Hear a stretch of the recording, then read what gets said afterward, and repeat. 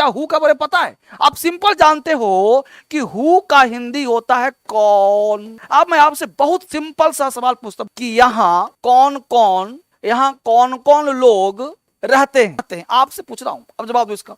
मैं आपको सिखाने के लिए आया हूं, पढ़ाने के लिए नहीं आया, सिखाने के लिए आया हूं, क्योंकि डीएसएल पढ़ाता नहीं सिखाता है भाई। हमने कह दिया लिव हेयर, हमने कह दिया who does live here, who does live hair. यहां पे आपको देखना है कि हु का मैटर क्या है, यहां कौन कौन लोग रहते हैं। अब देखो, सबसे पहला चीज को यहीं पे छुपाऊंगा, कुछ बताने का प्रयास कर रहा हूं, ये सब गलत है। तो हु का हिंदी होता है कौन। ध्यान दीजिएगा, हु सब्जेक्ट नहीं है, पहला कॉन्सेप्ट ही गलत है। लोग सोचता है कि हु सब्जेक्ट है, गलत।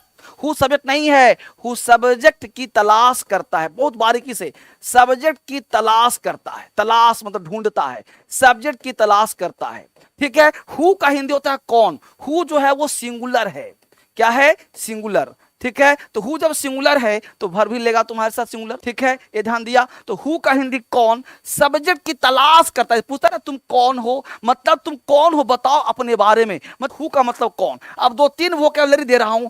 हमने कहा बेटा हु का हिंदी है कौन, ठीक है। दूसरा याद करना, और वो याद करना हु ऑल। हु ऑल का हिंदी होता है कौन कौन लोग। देखा, हु ऑल मतलब कौन कौन लोग। और तीसरा का याद करना, वो याद करना हु एल्स।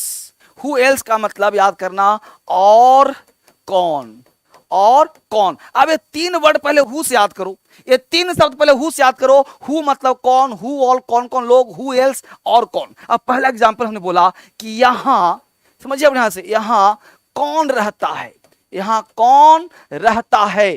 ध्यान दीजिएगा, यहां कौन रहता है, क्वेश्चन मार्क लगा दिया। यहां कौन रहता है, सिंगल कौन है, कौन रहता है, एक आदमी की बात हो रही है, सिंगल की बात हो रही है। यहां हमने लिखा सेंटेंस, पहला ए लिखा, ए लिखा, हमने कहा who does live here, question mark लगाया। दूसरा लिखा हमने, बी पॉइंट लिखा, who lives here, question mark ला दिया। अब बताओ ए सही है कि बी? जल्दी से फटाफट। Who does live here, who lives here. मैं टाइम वेस्ट नहीं करूंगा, आप सीखते रहो फटाफट। हु डज लिव हेयर गलत है, क्या है जी? रॉन्ग। हु लिव्स हेयर सही है। क्यों सर? ये सही है। क्यों भाई? क्योंकि ध्यान दो, हु है कि हु के साथ do does did as a helping verb का प्रयोग नहीं करते हैं, इसको समझना गौर से। हु लिव्स हेयर सही है। क्यों सर? इसको समझिए बात को। हमने कहा कि स्ट्रक्चर देखो, हु के साथ do does did plus verb का first form plus question mark, ऐसा कहना गलत होगा। हु के साथ डू डज डिड का प्रयोग नहीं होता। कैसे? As a auxiliary verb, as a helping verb का प्रयोग नहीं होता। होता क्या है भाई साहब? तो हु के तुरंत बाद वर्ब का फर्स्ट फॉर्म तो छोड़ दो, ऐसा करो वर्ब का फिफ्थ फॉर्म और वर्ब का second form plus other word का प्रयोग कर सकते हो। यहां पे अगर सी पॉइंट करें तो हु के साथ आप डू डज डिड लगा सकते हो तब जब नाउन का प्रयोग किया जाए मेरे दोस्त। तो हु के साथ डू डज डज कैसे? जब ये मेन वर्ब का प्रयोग किया जाए, जब ये मेन वर्ब बन जाता है तब तुम डू का मतलब करना, डज मतलब करना, डिड मतलब किया, तब प्रयोग कर सकते हो। यानी कि मेन वर्ब के रूप में आ जाए तो प्रयोग हो सकता है, लेकिन ऑक्सिलरी वर्ब के रूप में आ जाए तो प्रयोग नहीं हो सकता। जैसे यहां कौन रहता है, हु लिव्स हियर, वहां कौन जाता है, हु गोज देयर। लेकिन बात करूं यह किसने किया, हु डिड दिस।